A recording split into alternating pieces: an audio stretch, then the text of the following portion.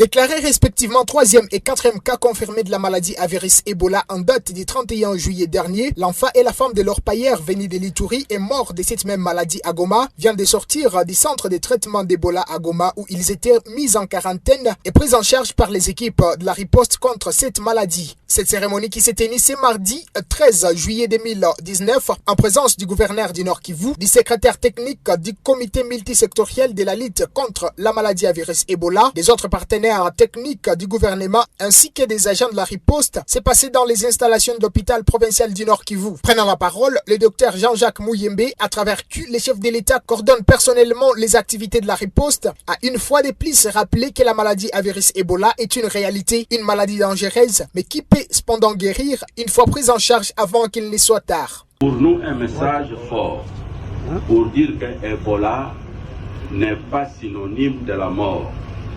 Plutôt, Ebola est guérissable.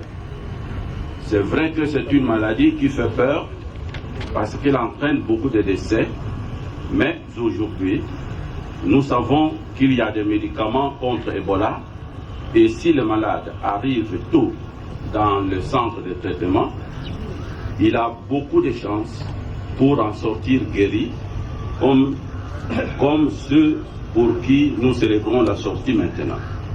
De son côté, la femme de l'orpailleur guérie d'Ebola n'a pas caché ses mots et a exprimé ouvertement sa joie après s'être remise de cette maladie mortelle, tout en affirmant à ceux qui doutent encore qu'elle est une réalité que tout le monde doit combattre. Mie niligonjesha na macho nikaiona na macho. Papa alikufa le 31 ya hii mwezi ya 7 na ile Ebola. Kisha na mie nikaingia, nikasinye, bakanitunza bien sana. Baadi musikuwa munapinga kisi Ebola haiko. Ebola haiko. Mwenye haya igonjesha njo anapasha pinga kisi Ebola haiko. Me Ebola haiko. Na Ebola iko nakamata sa magonjwa ingine.